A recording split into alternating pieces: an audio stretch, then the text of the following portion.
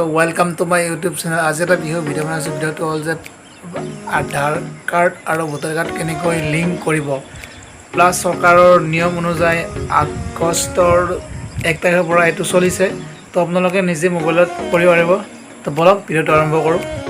ভিডিঅ'টো সকলোৰে বাবে জৰুৰী। তো ভিডিঅ'টো সকলোৱে চাব, কেনে পালে জনাব, like comment share plus subscribe কৰিব।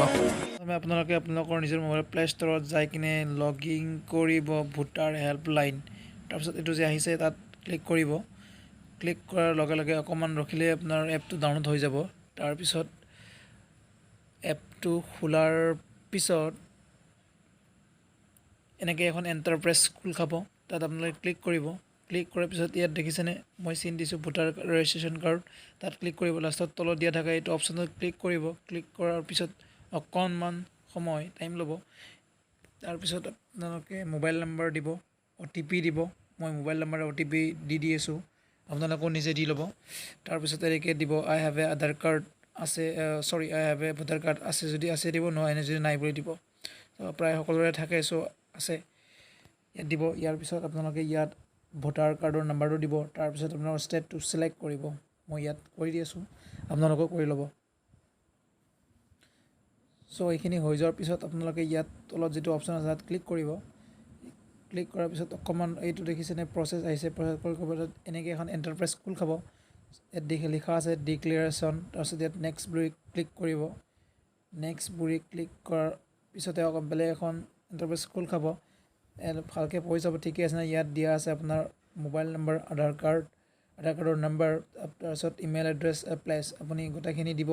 আধাৰ কাৰ্ড নাম্বাৰটো মই বহুৱাইছোঁ, প্লাছ মোবাইল নাম্বাৰটো, প্লাছ আপোনাৰ যিটো নেকি প্লেচ আৰু ইমেইল ID এইটো দি দিব। এইখিনি দিয়া হোৱাৰ পিছত ইয়াত ডান বুলি ক্লিক কৰিব।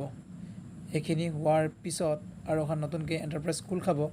সেইখন অকণমান স্ক্ৰল কৰিব। তাত দিয়া থাকিব কনফাৰ্ম, বা আপুনি ভালকৈ পঢ়ি সেইখিনি কনফাৰ্ম কৰি দিব। কনফাৰ্ম হোৱাৰ পিছত ডান কৰিব। ইয়াত এখন খোল খাব। সেইটো অ'কে ক্লিক কৰাৰ পিছত আপোনালোকে নিজৰ এপ্লিকেশ্যন ষ্টেটাছখন কেনেকৈ চেক কৰিব। ইয়াত চাওক, এইটো মই এই বাটন দি দিছোঁ। তাত আপোনালোকে ক্লিক কৰিব। ক্লিক কৰাৰ পিছত এখন স্পেচ খোল খাব।